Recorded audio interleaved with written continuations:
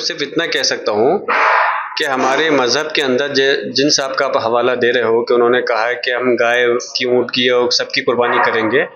हमारे मज़हब के अंदर कुर्बानी फ़र्क दो चीज़ होती है, एक होता है जायज़ और एक होता है फ़र्ज़।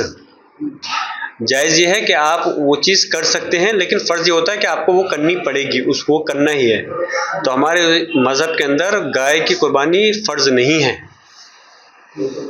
और रही बात बीजेपी के लोग जो हैं, अब सरकार किसकी है पश्चिम बंगाल में? समाजवादी पार्टी की या कांग्रेस की तो है नहीं। तो ये तो बीजेपी के लोग जवाब दें कि वो वहाँ पर क्या करेंगे इस चीज़ में, कि उसको जायज़ करेंगे या नहीं करेंगे।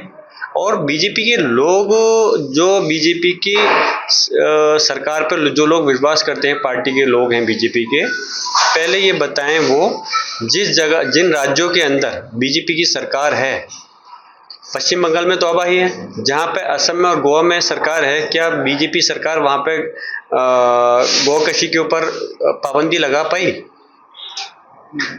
कितने समय से सरकार है बीजेपी की? जब बीजेपी वहाँ पाबंदी नहीं लगा पाई तो देश के अंदर दो कानून कैसे होते हैं?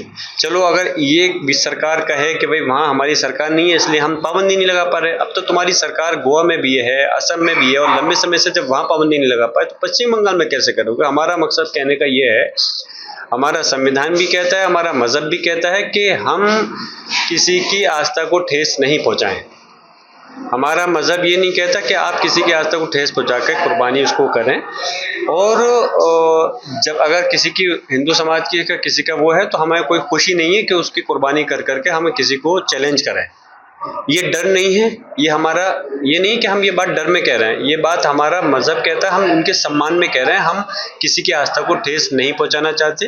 ये हमारा न ज़मीर गवारा करता है, न हमारा मज़हब इजाज़त देता है, न हमारा संविधान इजाज़त देता है।